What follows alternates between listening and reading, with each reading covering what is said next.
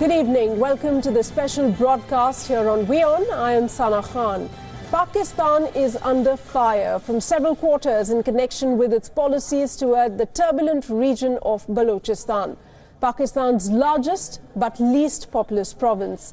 The world's turning its attention to this part of the world. European leaders, in fact, have said it is time that Pakistan be held accountable for its harsh policies in Balochistan. Unfortunately, revelations of massive human rights violations are water off a duck's back for Pakistan.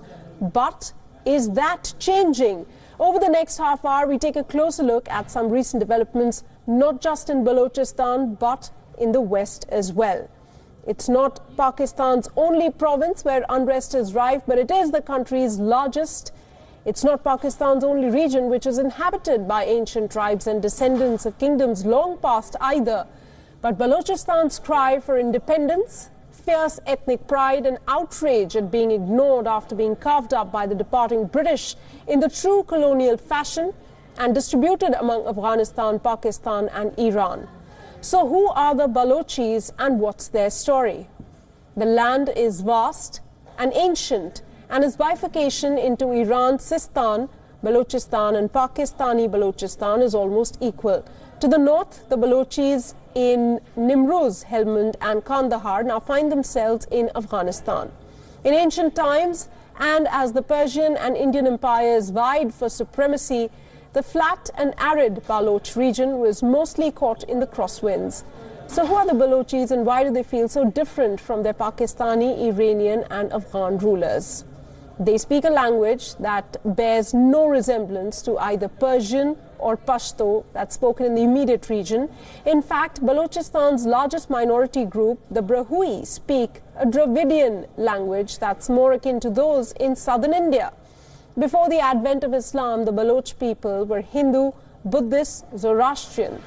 But by the time of the Turkish invasion of Persia in the 11th century, many nomadic tribes fled to this region. This was the birth of Balochistan's tribal kingdoms. After early divisions of the land of eastern and western Balochistan, one principality, the Khanat of Khalat, emerged at the forefront.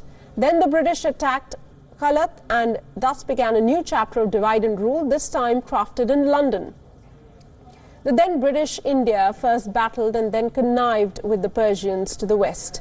Balochistan's eastern and western borders were demarcated and have remained with Iran and Pakistan respectively since. The divisions have not changed, but the Baloch desire for their vastly different ethnic identity to be preserved and recognized has been one cry for independence to be repeatedly and harshly suppressed by Pakistan and largely ignored by the rest of the world. But that was late 19th century. This is 2017. In the meantime, Balochistan is at the crossroads of geostrategic interests that threaten to suppress that call forever. So who is blaming whom for what in Balochistan today?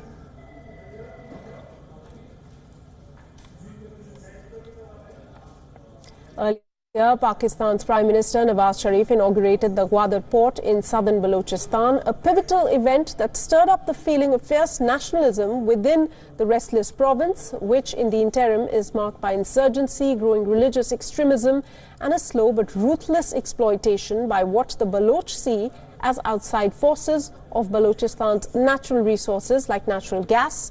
Gwadar Port will bring in a fourth player with strategic ambition into the great game around Balochistan, the powerful People's Republic of China. For it is in Gwadar that a long road from Xinjiang in China will culminate, hoping to carry Chinese goods onward and by ship to all the markets of the world.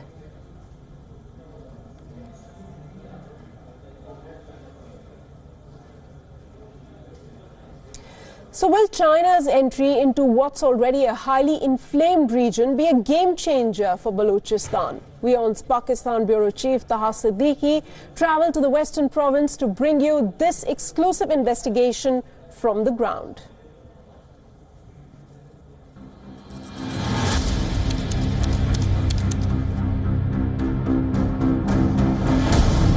When a government bans a terror group, the ban applies in every corner of the country. But in Pakistan, there are exceptions. Like this man, Mufti Kalimullah, and the group he represents, the Ahl-e-Sunnat wal Jamaat. It's banned across Pakistan, yet it openly operates, especially in Balochistan. हर तबके के अफराद हमारे साथ हैं, वो कला बिरादरी से हो या मीडिया के लोग हो या इसके अलावा ताजिर बिरादरी हो या इस तरह दिगर कबायली रहनुमा हो, सारे तकरीबन इंशाअल्लाह ताला अल अज़ीज़ हमने पूरे बलूचिस्तान में उम्मीदवार खड़े किए। और फिर कभी JUIF के और तो कभी जनाब मुस्लिम लीग नून के तो कभी पीपल्स पार्टी के, हमने उनकी हिमायतें की और अल्हम्दुलिल्लाह वो जीते हैं और हमारे वोट से ही जीते हैं। देखिए, एक तो है कि हम अहले सुन्नत वल जमात के हैसियत से मजहब के तौर पर हम पहचाने जाते हैं, लोग हमारे कारकर्दगी से मुतमईन हैं, लोग हम पे एतमाद कर रहे हैं। गुज़िश्ता इलेक्शन में भी लोगों ने हम पे बहुत एतमाद किया है और आने वाला इलेक्शन में भी इंशाअल्लाह लोग हम पे एतमाद करेंगे। The group was earlier known as Sipahi Sahaba and built a fearsome reputation by targeting Shias, a minority in a largely Sunni country. The ban was easily overcome by adopting a new name, Ahl-e-Sunnat wal Jamaat. It dabbles in politics, holds public rallies under the security umbrella provided by benign state agencies, and continues to target Shias. अहले तशय्युअ के लिए अलग कवानीन होने चाहिए, उन्हें उसी तरह पाबंद रखना चाहिए जिस तरह दिगर ममालिक में पाबंदी के साथ उन्हें एक मखसूस तबके के तौर पर रखा गया है। उन्हें जो है ना, हम इसी मौजू पर हम हुकूमत के साथ खड़े हैं, इदारों के साथ खड़े हैं, फौज के साथ खड़े हैं कि वो किसी भी ऐसे इक़दाम के लिए कदम उठाएं और अहले तशय्युअ को रोके, हम उनकी हिमायत करते हैं।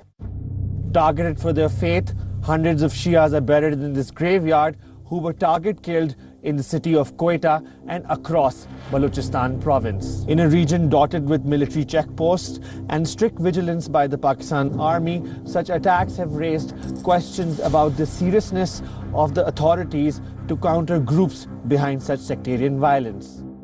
Shia community leaders in the Baloch capital Quetta, like Raza Vakil, feel that the Pakistan military uses these Islamists to counter the insurgency in Balochistan. Baloch इलाकों में मदरसों का बिल्कुल नाम निशान नहीं था। अब हम देखते हैं कि एक ही गांव में करोड़ों रुपए के एक नहीं बल्कि 6-6, 7-7 मदरसे हैं। आप कराची से निकले मकरान की तरफ जाएं, आपको देखेंगे कि बहुत से छोटे से एरिया में इंतहाई ज़्यादा खर्चे पर बनाए गए कई मदरसे हैं। तो लाजमी बात है इन मदरसों को बनाया भी इसीलिए गया है ताकि एक ये जो जितने भी पॉलिसियाँ हैं, जिन मदरसों में ये तरबियत दी जा रही है, इस तरह की जो जहनियत जिस तरह जहाँ क्रिएट की जा रही है, मेंटालिटी जहाँ क्रिएट की जा रही है, उन पर हमारी हुकूमत का अभी तक कोई नज़र नहीं कि किन किन मदरसों में किन किन इलाकों में ये मदरसे कायम है और उनमें किस तरह लोगों को रिलीजियस एक्सट्रीमिज़म की तरफ ले जाया जा रहा है। बुनियादी बात तो ये है, जब तक इन लोगों को छूट होगी, जब तक गुड और बैड मजहबी होंगे, जब तक गुड और बैड तालिबान होगा, उस वक़्त तक हमारे मुल्क के हालात इसी तरह रहेंगे। जब तक अमन को बरकरार नहीं करेंगे तो इक़्तिसादी जितने भी प्लानिंग्स है उन पर अमल नहीं हो सकेगा। Just last month, a member of Raza's community was killed in broad daylight outside his shop. His brother tells us the story of this brutal killing. उधर अंदर घुस गया एकदम, बस उन्होंने बोला कि फायरिंग शुरू किया। वो जो उसको शागिर्द था, फायरिंग शुरू किया। बस तकरीबन एक 3-4 फायरे आवाज़ उसके शागिर्द ने बोल रहा था, 3-4 फायर आवाज़ आ रहा था। बस दुनिया खामोशी हो गया।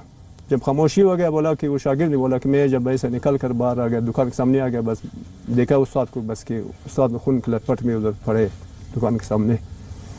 फिर बोला कि मैंने अपना चादर में था, वो एक चीज़ हमारे पास नहीं था, अपने चादर को उस पर मैंने खींचा, इसको मुंह को बंद किया। ये इसी वजह से मानता है कि भाई ये लोग शिया है, शिया की वजह से भाई बस इसको मारो। बस ये बढ़ रहा है सर। अभी हम लोगों का इतना वस नहीं है कि मैं ये जो बाजार मेन रोड तक मैं नहीं जा सकता। जब मैं जाऊँ ये काला चश्मे पहनता हूँ या ये मुंह ऐसे रुमाल के साथ ऐसे बांधता हूँ कि मुझे किसी पहचान नहीं सके। The locals in the province have many grievances given the neglect and flawed policies of the state, but criticizing the authorities can lead to serious consequences. Nasrullah Baloch is well aware of this. In the last 6 years, human rights groups like his have documented the recovery of 1,000 dead bodies, many mutilated, some beyond recognition, dumped across the province. Add to that, 25,000 people missing, believed to be abducted by state agencies. लोग missing किया जाता है, उनको उठाया जाता है, तो उनके जो फैमिली मेंबर्स होते हैं वो बाकायदा हमारे ऑर्गेनाइजेशन के पास आ जाते हैं, एचआरसीपी के पास चले जाते हैं या फिर पुलिस स्टेशन चले जाते हैं, क्लेम करते हैं कि भाई हमारे घरों पे रात को छापे मारे गए, एफसी मतलब वहाँ पे बारी नफरी में आए हुए थे, उसमें उनके साथ सिविल ड्रेस में दूसरे लोग भी थे और एफसी की काफ़ी गाड़ियाँ मौजूद थी और वहाँ से लोग हमारे प्यारों को उठा के ले गया है।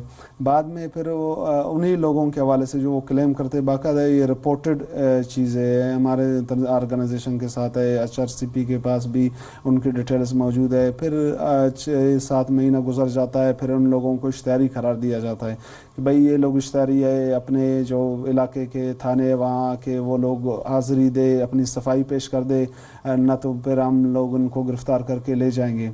फिर अचानक होता इस तरह है कि तकरीबन 2 महीने गुजरने के बाद एक दिन अखबार में आ जाता है कि भाई इनको इनको मुकाबले में हुकूमती इदारों ने मारा है, ये दहशतगर्द थे, ये इस तरह थे, ये फरारी थे, हम लोगों ने मारा है। तो इनका हालांकि 1 साल पहले उनको उठाया जाता है।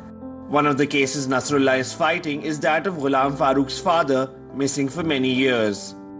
हम लोगों की बस कोशिश यही है, जो हम लोगों का जदोजहद है, पुरअमन तरीके से हम लोग एहतजाज कर रहे हैं, कोर्ट्स जा रहे हैं, वहाँ पे हम लोग जो है हम लोगों का जो पिटीशन वहाँ पे दायर की हुई है वहाँ पे जा रहे हैं। एक उम्मीद है हम लोगों को कि भाई वाकई ये जो है मतलब एक ना एक दिन आएंगे, अगर मेरे वालिद नहीं आए तो दूसरे लोग तो कम से कम आ सकेंगे इस हवाले से। The insurgency is strong in the southern parts of Balochistan and it has displaced many, including the family of Dr. Asif Anwar. His loved ones had to move on their own. He has no hope in the system. मेरे कुछ relatives हैं वो खुजदार में रहते हैं, वो मतलब वो अपने उसमें रह रहे हैं, जो हब वगैरह गए हैं, जो कोयटा कुछ आए हैं वो तो अपने उसमें रह रहे हैं, उनको कोई आलियाशन या कोई और उनको कुछ तरह का सपोर्ट में कोई नहीं है, नहीं मिल रहा है उनको। जो हालात ख़राब हुए थे इस वजह से लोग जो है माइग्रेट कर चुके हैं वहाँ से। अक्सर लोग मतलब परसेंटेज मुझे नहीं पता, मेरे पास इतना फिगर नहीं है, तो वहाँ से लोग अक्सर वहाँ से हब की तरफ या रसबेरा या कोयटा खुजदार मतलब वहाँ पे लोगों ने कोशिश की है कि यहाँ पे डिस्टर्बेंस है, हम दूसरे इलाकों में जाएं। अगर वाकई इस तरह के रूट गुजर जाए वहाँ से सीपे का तो लोगों को फ़ायदा हो जाए तो शायद अच्छा हो जाए 10 साल बाद, लेकिन कोई ऐसा खास लगता नहीं है। This road leads to the southern part of Balochistan, where the insurgency has been limited to. Access to that region is almost impossible given that the military controls all entry and exit points. The conflict has driven thousands of people out of their homes to find safer refuge in elsewhere of Pakistan, including the city of Quetta. Agha Hassan belongs to a Baloch nationalist party that believes displacement is linked to a greater design to change the demographics of the province so that the Baloch are sidelined. जो खौफ है कि भी इस बड़ी यानी तरक्की के जो रेल पेल होगा उससे हम अक्सर अक़लियत में तब्दील ना हो, तब वो उस तरक्की को अपना तरक्की समझकर इसको आगे बढ़ाएंगे। जितने भी ऑपरेशन हुए इन 5 ऑपरेशन हुए अब तक बलोचों को सफ़ाई से नहीं मिटा सके, तो इतना नुकसान हुआ। अब उन्हें चाहिए कि उन हालात को समझें, ताकत को सहारा नहीं बनाए, बल्कि मामलात को बलोच जो मेजर इश्यूज़ हैं उनको एड्रेस करें, लोगों को कौमी दायरे में लाने के लिए इक़दाम करें। अदरवाइज़ अगर वो कहेंगे नहीं जी हम इसी तरीके से ताकत को सहारा बनाकर या ताकत के ज़रिए मामला हल करेंगे, तो मैं समझता हूँ कि यहाँ पे हकीकी इक़्तिसादी तरक्की भी नहीं आएगी, खुशहाली भी नहीं आएगी। Even though the army is engaged in these unannounced operations in many parts of the southern Balochistan, Anwarul Haq Kakar, a government spokesperson, downplays these challenges. We are not a war zone. Yes, we have got challenges that I agree to. We have got challenges from different sort of non-state actors, be it religious militants or separatist militants, both. These both are, we feel, not representing the genuine people of this province. The government and the army's tough stance is grounded in realpolitik. China's promise to invest $50 billion in roads and infrastructure with a special focus on Balochistan has stirred the cupidity of the elite in Islamabad. Many see good times ahead for the province. The government plans to develop and transform Balochistan into a prosperous region. But will these dreams materialize? Analysts are skeptical given that there are reservations that this Chinese investment will flow to only a very select few belonging to the ruling elites of the political class and the military, which controls the resources of this province. Such sentiments continue to fuel the insurgency, which is seen as a nuisance, one that can be dealt with by intensifying the crackdown on the civilian population, much of which does not get reported. The spread of religious militancy is dividing the Baloch and diverting the youth into violent activities. Balochistan's cup of sorrow is spilling over, with possibly fateful consequences for Pakistan. Will the Chinese investment change the fortunes of the province? For now, it seems unlikely unless the grievances of the locals are addressed first. Taha Siddiqui, Wion, Quetta. Well, is the Balochistan independence movement coming of age? Will the voice of Balochistan now reverberate louder in the corridors of power across the world, even as China makes forays and Iran steers a firm course against Western interests in the region? Well, I'm joined by Mr. Abdul Nawaz Bukhti, who is the international representative of the Baloch Republic Party. He joins me live from Geneva. Thank you so much, Mr. Bukhti, for speaking to us here. Let me start by asking you first, the present situation in Balochistan, do you see that changing? Do you see more and more people now looking at Balochistan and learning about it, for starters? Yes, of course, there are two types of changes in Balochistan, and first is that there is more international attention for, and the other one is that there are, with the more international attention, there are more human rights violations and more atrocities being committed by the Pakistani security forces. I mean, when we highlight the issues on international forums, when I was speaking at the United Nations Human Rights Council in March, there were intensifications of military operations all around Balochistan, and the enforced disappearances and extrajudicial killings of Baloch people have been increased, and they are just being increased day by day. So there are, with the changes of when there is more attention and more voices being raised for the Balochistan movement, there are also more human rights violations and atrocities being committed by the Pakistani security forces. But how would you say is Balochistan getting that kind of attention?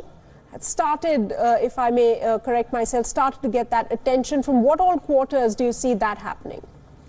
It is very little. The attention we are receiving right now, it is very little, but it still is a positive development, because before there was no military, there was no such attention from any corner. And when it was started last year, when Indian Prime Minister Mr. Narendra Modi mentioned Balochistan in his speech, and there was then it was mentioned also in the Human Rights Council by the Indian delegation. I think it is a very positive development, but I think it is still very little. And but I think more countries, including India, will speak up more openly about Balochistan issues, like on international forums such as.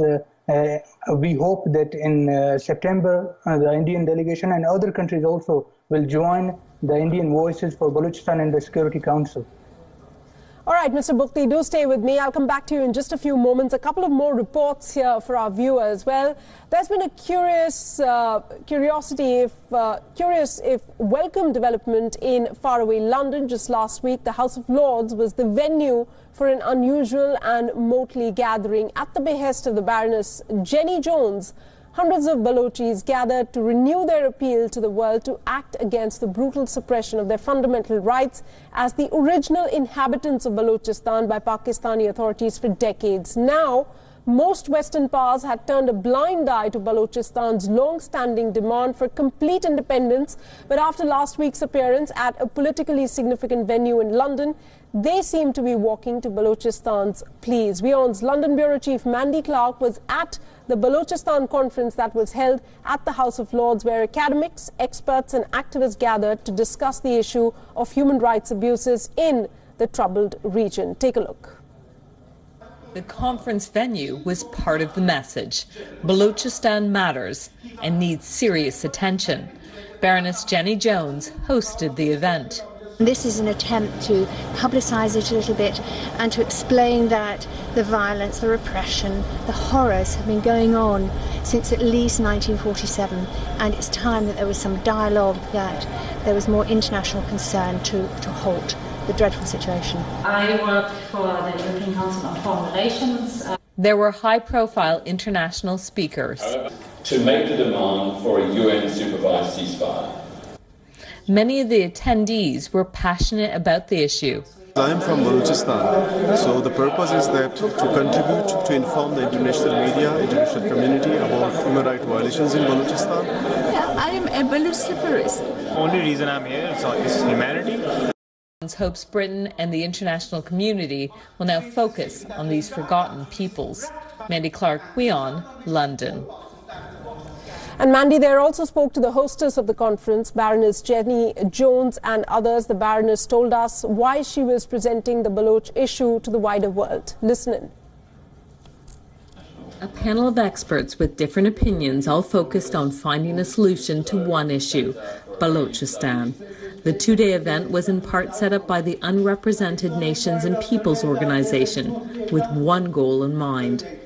We have just one goal, which is to convince, to tell Pakistan to fulfill its human rights obligations. So it's nothing, there is no hidden agenda, it's just about human rights and the right to self-determination of the Balochi people. The panel had journalists, academics and activists, all speaking passionately about the issue. Pakistan is a failed state that refuses to fail. Noordin Mengal is with the World Baloch Organization and is grateful to India for highlighting the plight of the Baloch people. It is worth praising. I think every step taken so far, we wish that India had taken these steps earlier, but whatever steps that have been taken by the current government of Prime Minister Narendra Modi, we appreciate it. The Baloch people thank the Indian government for it. And I feel that the rest of the world and the rest of the international community, Western powers, should also do the same. The organizers say that the event, culminating with a discussion at the House of Lords, will be a success if it catches the attention of the public and motivates government to do more. Mandy Clark, Wion, London. All right, in fact, you saw that report from London. Let me go back to Mr. Bukti. Mr. Bukti, let me also quote two reports. In 2015-16, Amnesty International came out with a report in which it said that enforced disappearances continued with impunity in Balochistan, clearly implicating Pakistan in that report. Then, another report came out with the EU Parliament delegation, which said EU cannot ignore the dire human rights situation in Balochistan. How do you see these recent developments, especially when you talk about this special session that was held in London at the House of Lords? Do you think that these kind of events will be rather helpful for Balochistan and the community members? I think such events have been held in the past by our colleagues and party members also in Geneva and United Nations and other parts of the world, and I think they are very positive for the in order to highlight what is going on in Balochistan. And we hope, like you mentioned, the reports from the Amnesty International and also some reports have been published by the Human Rights Watch. We believe that these reports should be highlighted in international forums, and also the international, especially the Western powers, should play their role in order to stop those human rights violations. I mean, recently the Pakistani government, especially in Balochistan, they have denied access to many NGOs and human rights groups. who wanted to report the situation on the ground, and the media, international media, is completely banned, and the local Pakistani media is not allowed to operate freely from Balochistan. So the situation is very dire. I mean, these reports that have been published by international known NGOs like the Amnesty International and Human Rights Watch, I think there are more things to be done. And in order to do them, Pakistan should be forced to allow NGOs and international media to visit and report from Balochistan. All right, Abdul Nawaz Bukhti, request you to please stay on with me. Another short report that we want to play out for our viewers as the blame game over Balochistan continues, and its geopolitical location is very strategic in the region for India, Pakistan and China. In fact, both these countries are now also eyeing the same. Take a look. Baloch uprisings against Pakistan took place between 1948 and 1977 and resumed after 2003. There were disappearances and extrajudicial deaths of many Balochis. The Balochis' chief grouses against Pakistan are poverty, exploitation of natural resources and the different ethnicity that the Balochis are proud of. China began construction of the Gwadar port for its ally Pakistan in 2002. And what are the chief grouses of the Balochis against China and Pakistan? Construction, all by the Chinese. That they employ non-Balochis as technical staff. That there's no improvement in local Balochi living standards. There's been an illegal sale of land near Gwadar, with the profits going to the Pakistan government. Pakistani troops have been stationed in Gwadar to segregate the locals from imported workers. The Baloch insurgency in Iran was crushed under the Shah of Iran from 1928 onwards.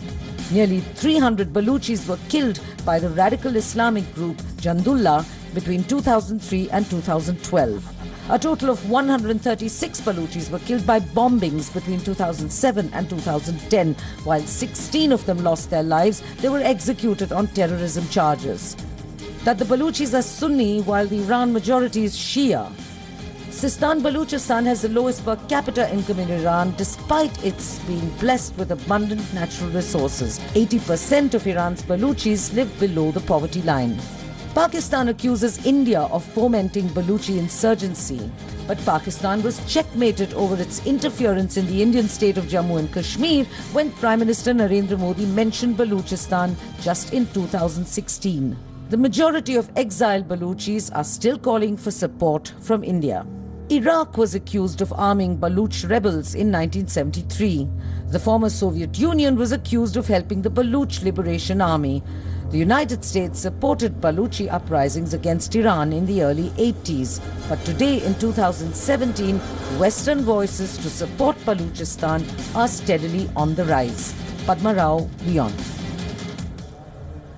Abdul Nawaz Bukhti of the Baloch Republican Party is live with us. Mr. Bukhti, any last parting comments from your side as far as your struggle sitting there in Geneva, a lot of your party members as well, their efforts and how they plan to go about Balochistan in the days to come outside of the country in a bid to bring international attention to it? My message to the world, actually my request to the world would be that the Chinese intervention in Balochistan, especially like the China-Pakistan economic corridor, they have been investing billions of dollars in order to build the so-called China-Pakistan economic corridor, which the Baloch people oppose as a plan to convert them into a minority and to loot and plunder their natural resources and land. I mean, the appeal of the Baloch people to the world is that to raise their voice and to come in support of them and save them from the human rights violations and Pakistani atrocities that are going on for many last decades. Right. And now the Chinese government have also joined hands with Pakistan. All right, Mr. Abdul Nawaz Bukhti, thanks so much for joining us here and sharing your thoughts and your perspective on this major issue that we at Wion are highlighting. Well, Balochistan indeed has become an international issue. Recently, Baloch activists held a conference in the UK as well. And in fact, we will be continuing to getting you updates on this story. Mandy Clark, she spoke to renowned Baloch activist Noordin Mengal as part of our ongoing series, Reformers and Rebels. Take a look.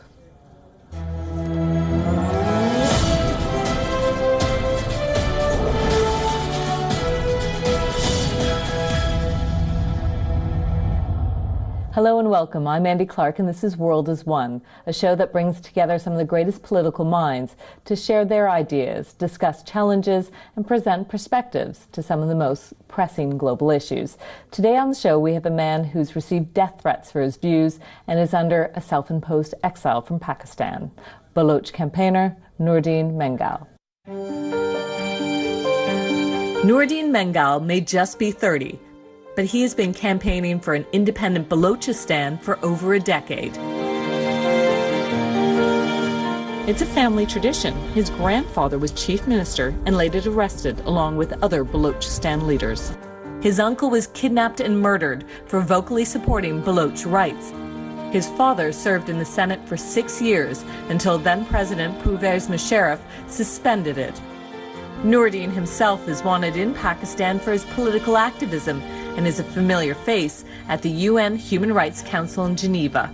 He says he doesn't know if he'll see an independent Balochistan in his lifetime, but it's a cause he will spend the rest of his life fighting for. This seems to be a bit of a family tradition, campaigning for Balochistan. Can you give me a bit about your family background? Well, my family, my grandfather started his struggle for Balochistan in the 1950s. At the time, Ayub Khan had imposed martial law and had formed the one unit.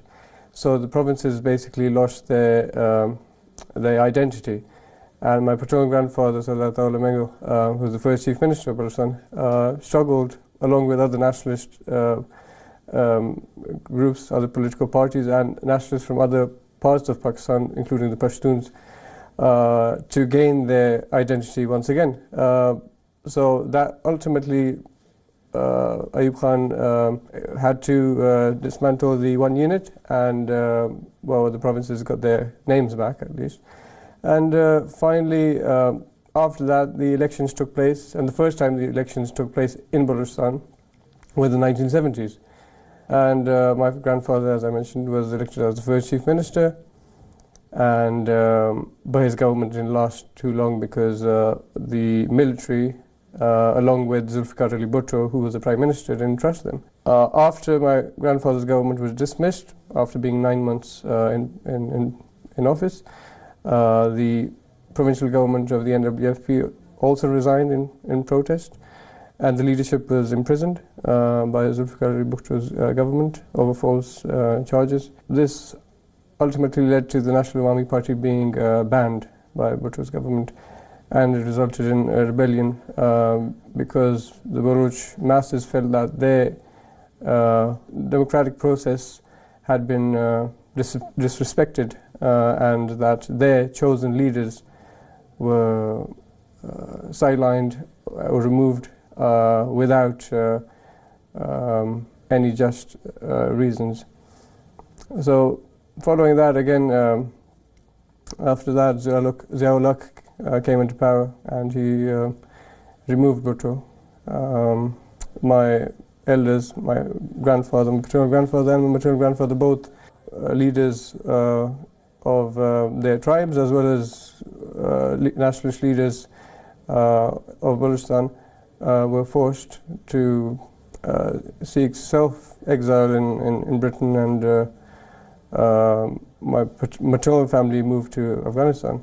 So after that, again, in the 90s, democracy somewhat came back, but didn't last too long either. So again, my uncle was elected as a chief minister, but that government too was dismissed within a year and a half. Over the nuclear tests that were carried out, because they opposed it. They felt that it shouldn't have been carried out in Balochistan. Then again, Musharraf came into power, and then he started a military operation, and everyone just went their own ways. Did I see it right that some of your family have been killed by Pakistani forces?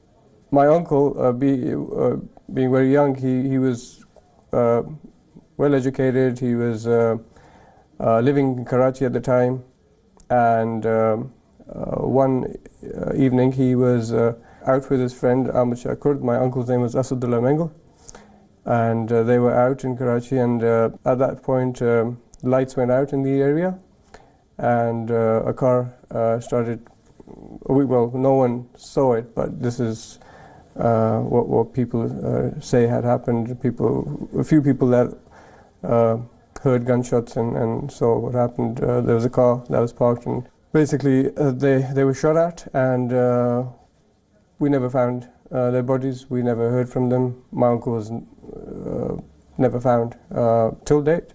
We don't know what happened. He went missing. He was one of the first people in Balochistan to go missing. A few years ago, Hamid Gul, Pakistan's ex-ISI chief, in an interview with the Pakistani news channel, surprisingly admitted to the fact that my uncle had been abducted by the military and that he had been killed during interrogation somewhere near Kashmir. This was in 1976, but when it comes to enforced disappearances, they haven't stopped ever since. Does that not worry you? It does, but again, worrying doesn't get you anywhere, does it? They're going to target you in any case. I mean, there have been many cases where women and children have been targeted for no reason at all. They haven't been part of anything. So it doesn't surprise me if they would, even if you try to stay out of it, you're at the end of the day a target for the military. They see you as an enemy. And they'll try to not only hurt you, but hurt those close to you. It's an old tactic they've used. Not against the Baloch only, but against everyone who's spoken out against the military, their policies. And yeah, there have been many instances where well-known Pakistani political figures and also people from the media have been harassed, threatened, intimidated, and sometimes assassinated. Or sometimes they've survived those assassination attempts. Very recently, one was Hamid Mir, very well-known and respected journalist in Pakistan, and he had very a clear understanding of the Baloch situation, unlike many people in Pakistan's media. And he also was very honest about it, and he spoke about it, and he criticized the military establishment for their policies. He was threatened on several occasions. Ultimately, he was shot 6 times when he arrived in Karachi. He survived, but he hasn't been as vocal since. So.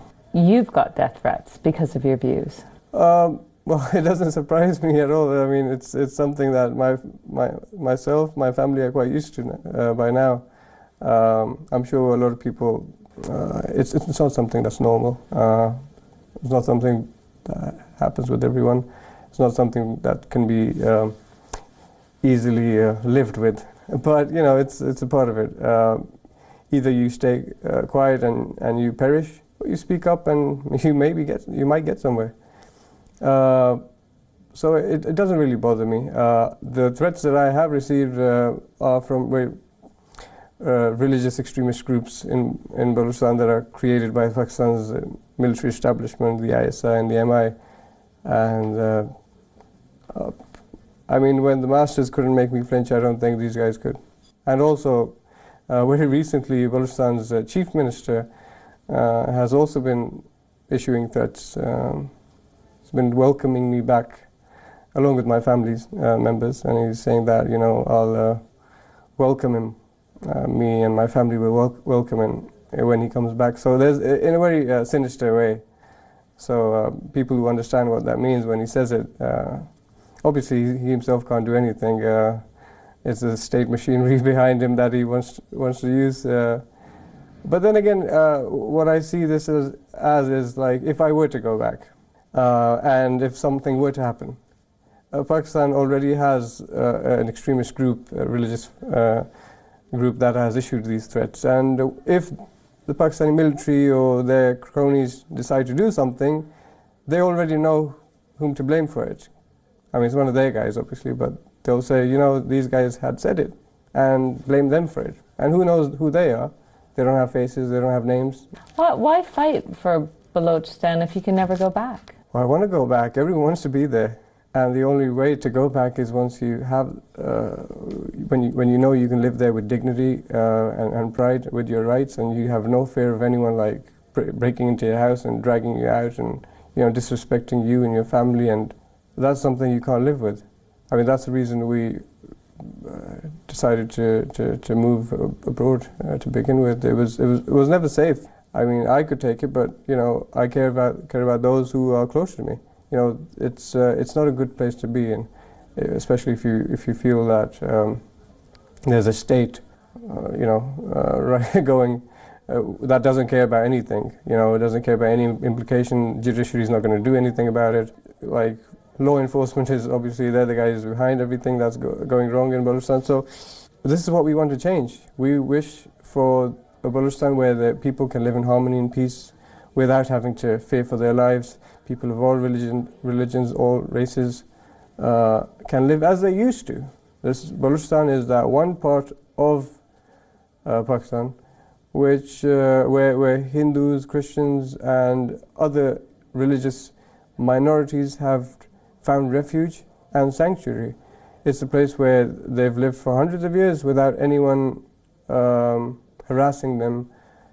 But ever since the Baloch leadership and the Baloch themselves have found themselves in such a dire situation over the last 10-15 years, where a military operation was launched against them by Musharraf's government, a lot of people from those communities have had to flee.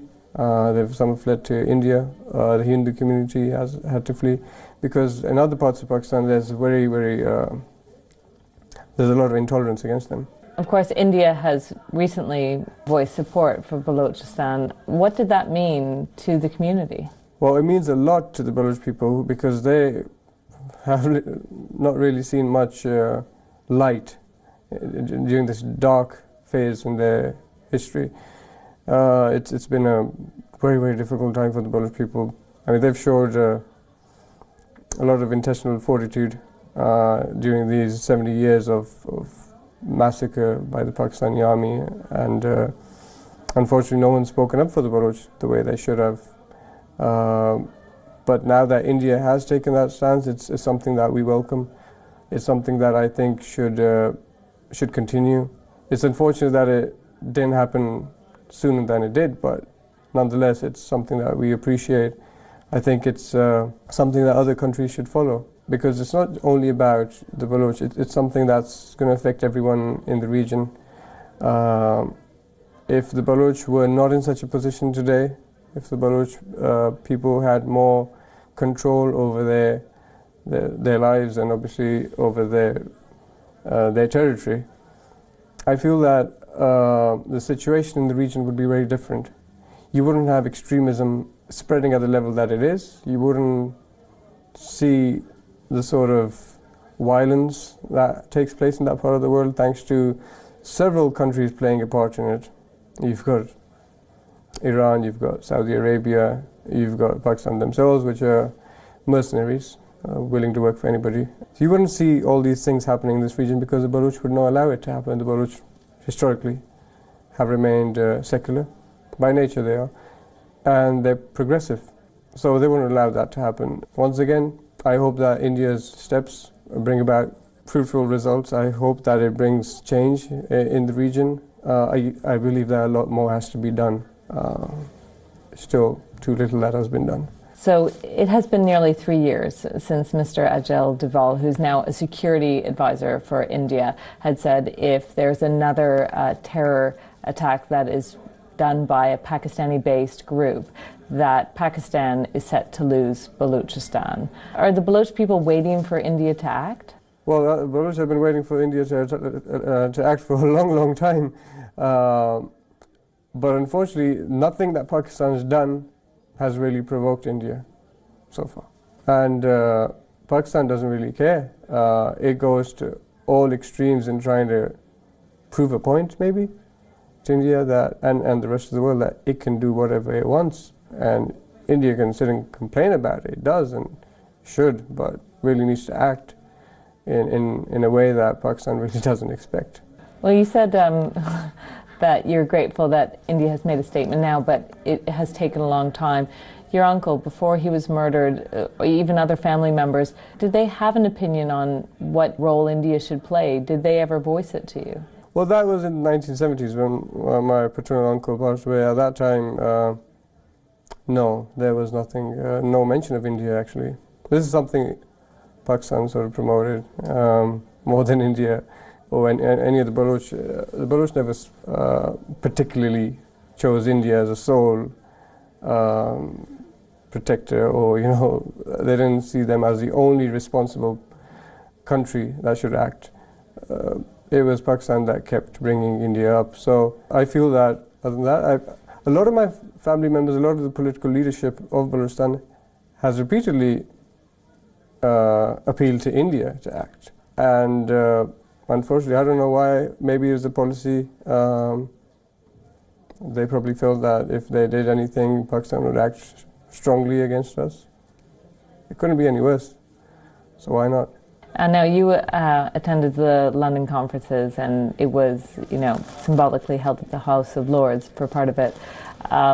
But do you think that the UK, the US, the European Union are going to take action? Are they hearing what you're saying? There's so much that Pakistan has done. I've said it before. They've violated every international law possible when it comes to human rights, obviously, but then again, they've done so many things that should have resulted in some sort of action by the British government or the United States or the Western powers. But surprisingly, not much has happened, even though Pakistan openly does things which clearly points out which side they're on. So, yeah, I really feel that the case of Balochistan is something that's serious, that should be taken up. I mean, Pakistan is responsible for crimes against humanity. It has done every single thing possible to suppress the Baloch. It has used aid and support provided by the West to tackle the Taliban against the Baloch. So financial aid and weaponry provided to the Pakistani government to go after the Taliban and other extremist elements have not been used against them. Rather, they've been used against the Baloch, who are secular and progressive and are only asking for their rights. Basically tells you that they're not really afraid of the Taliban, or they're not really threatened by them. It's their baby. So then again, Pakistan's done so much. Osama bin Laden was found in, not too far from Islamabad either, but Abbottabad, in a military town. I mean, after that, I thought things would turn around immediately, but nothing happened. A lot of people did actually think things would change, but nothing happened. It's so clear that Pakistan's got a role to play in extremism, international terrorism, and it's obviously been supporting the Taliban, clearly. But when the West hasn't done anything about that, I really don't expect them to do much about Balochistan at this point. I wish they do. But then why keep fighting for it if you think no one's going to take notice? We don't really care if someone does anything about it or no. It's our responsibility to speak for our people. I mean, if we're not going to talk for our people, we're not going to speak up for them, we're not going to... I mean, what's the other option? Now, China has invested $46 billion into this China-Pakistan economic corridor that's going to go through Balochistan and at the port of Gwadar. Now, in a way, that's providing economic benefit, won't it? In Balochistan, won't it benefit the people? Well, there's no precedent set that shows that any sort of development project has brought prosperity to the Baloch people. So for every single project that has been carried out, developmental project as they call it, seems to be on the contrary, it's not really brought about any positive results for the locals. They continue to suffer more than they did before the project was launched. I mean... How so? So people from Gwadar, let's say, after this project was announced, people are now being... Their lands were confiscated, not only by, big businessmen coming from other towns exploiting them and them not having knowledge about these things, obviously, but military generals and all these senior military officers were confiscating lands when people were refusing to sell them. And on top of that, you had people are not being allowed to go into Gwadar. You now need a pass to go there. Gwadar was a city of 70,000 people, and a lot of the population survived on there were a lot of fishermen from Gwadar. So they've basically, those fishermen have had to leave Gwadar and go elsewhere. So it's sort of destroyed Gwadar's society in a way. People have had to leave. And then following that, when they announced these projects, they brought in the military.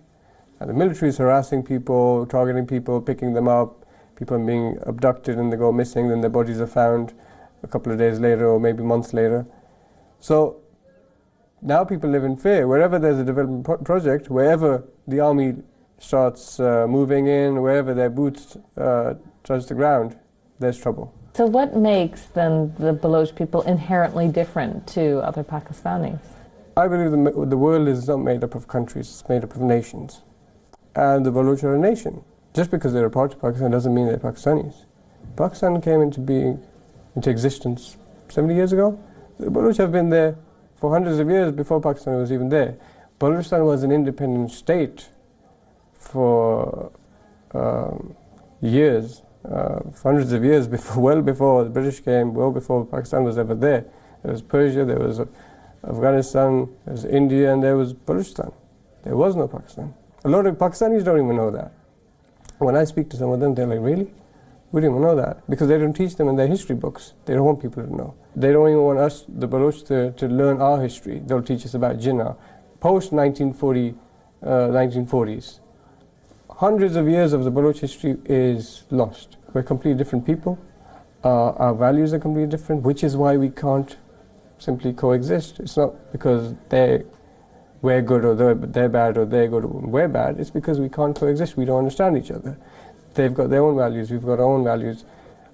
Things that we find inappropriate and wrong, and they probably find it's all right. And same way. We have a very different history from Punjab and from other provinces, even the Pashtuns. And we've got a completely different language. Even the food we eat is different. Everything is different. They fail to understand us. We fail to understand them. So maybe we need someone else to come sort this thing out. Well, the Baloch have a closeness to India. Where does that come from? We have a closeness to India? Yeah. See, obviously, Balochistan has, for a part of its existence, been a part of India. Balochistan was a part of British India. So you could say there's some relation there. Or is that India connection pushed by Pakistan? It's obviously pushed by Pakistan. See, up until 2005, you would see the Baloch leadership on giving interviews to the media, and they were quite vocal about it, to the extent where the Pakistan civil society and media and politicians were supporting the Baloch leadership in their demands, and were actually criticizing Musharraf's government for its policies. So then came India out of nowhere. And this is something that Pakistanis invented. It came out of nowhere. The reason why they did this is because in Pakistan, if you ask someone, you could try this, you ask someone which one's worse, India or Satan, they'll say India. And when you associate anyone's struggle with India, people are going to flip. They're not going to think how justified your cause is. They're not going to look at how right you are or how much you've been suppressed and how much you've been looted and how much you've suffered over the years. They won't really look at that.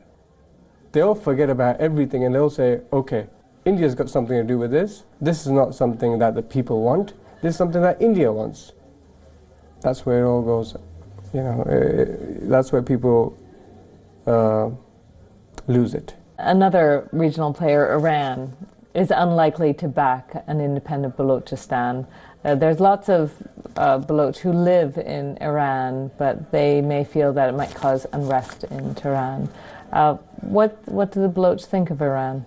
The Baloch people are a nation, and unfortunately a part of it is occupied by Iran, a part of Balochistan, and a part of it is occupied by Pakistan.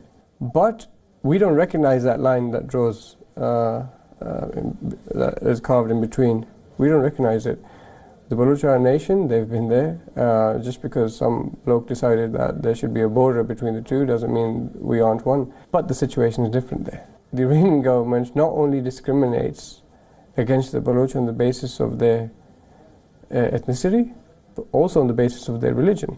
On the Pakistani side, you have just the basis of their ethnicity. Yes, we're still called infidels and we're still labeled as so many things on the Pakistani side, but in Iran, the entire population, not only the government, sees the Baloch and discriminates against the Baloch because not only on the basis of their ethnicity, but also on the basis of their religion. But when it comes to Balochistan and the struggle of the people, the political struggle of the people, Pakistan and Iran have always joined hands wherever they can. It's one thing they get along in really well. So in the 1970s, when after my grandfather's government was dismissed, it's something that the Iranian government wanted as well. The Iranian government supported Bhutto's idea to dismiss the government. They were close. Pahlavi and Zulfikar Ali Bhutto, they were close, they had good relations. And as soon as the government was formed in Balochistan, the Iranian government feared that this nationalist government that's come into power might sort of flare things up on our side.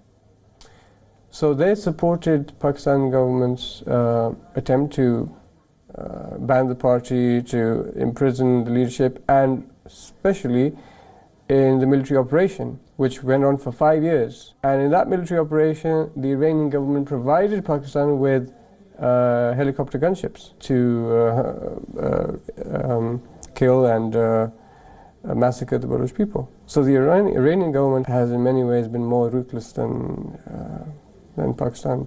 Towards the Baloch, I mean, they'll execute them for speaking the language, they'll execute them for reading the literature or selling the literature, they'll execute them for wearing the clothes, traditional Baloch clothes. They'll do things, arrest people for no reason and execute them, hang them on a crane, and then ask the loved ones of that person to pay for the expenses of that crane to get the body. And that's, I mean, these are countries, these are theocratic states, Pakistan, Iran, which shouldn't even be on the map. I mean, these are countries that are cancer for the region, for the world.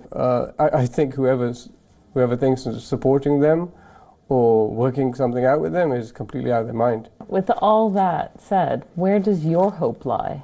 Well, our hope lies in our people, and nothing but our people. We can't really rely on anyone else to come and save us. Obviously, that's something that the world should realize. It's something we would welcome for the US, UK, for other international powers. It is a responsibility to take a stand for the Baloch, for humanity. But finally, I hope that the international community realizes what the Pakistani military is. It's not their friend. If they get the chance, they will hurt them. Do you believe that you will see an independent Balochistan in your lifetime?